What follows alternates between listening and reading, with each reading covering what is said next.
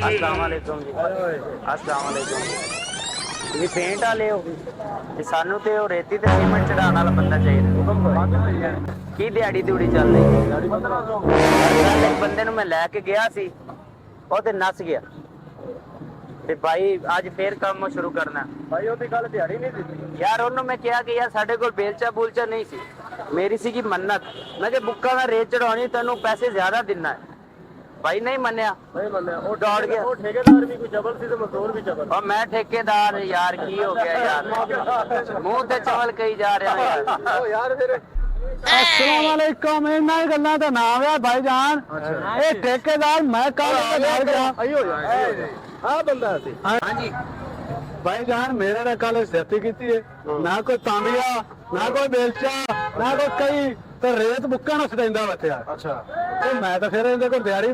ਕਿਵੇਂ ਕਰਾਂ ਸੋ ਨਹੀਂ ਦਿਹਾੜੀ ਕਿੱਥੋਂ ਦਿੱਤੀ 100 ਭਾਈ ਇਹ ਦੌੜ ਗਿਆ ਮੈਨੂੰ ਕਿਹਾ ਤੈਨੂੰ ਰੋਟੀ ਖਵਾਵਾਂਗਾ ਚਾਹ ਪਿਆਵਾਂਗਾ ਬੋਤਲ ਵੀ ਪਿਆਵਾਂਗਾ ਤੇ ਦਿਹਾੜੀ ਵੀ 2500 ਦੇਵਾਂਗਾ ਥੋੜਾ ਸੀ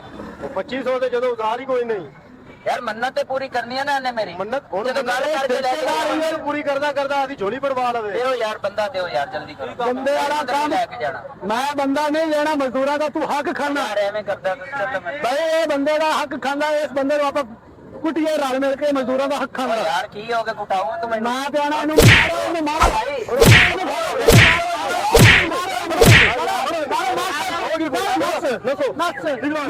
ਮਜ਼ਦੂਰ ਲੈਣ ਦਿਓ ਯਾਰ ਯਾਰ ਸਾਰਾ ਕੰਮ ਖਰਾਬ ਕਰਨਾ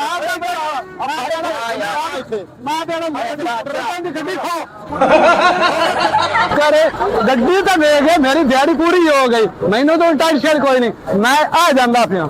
चलो जी साइड दे भाई साइड दे ठेकेदार का इन्हें गार्ड भी करना चाहिए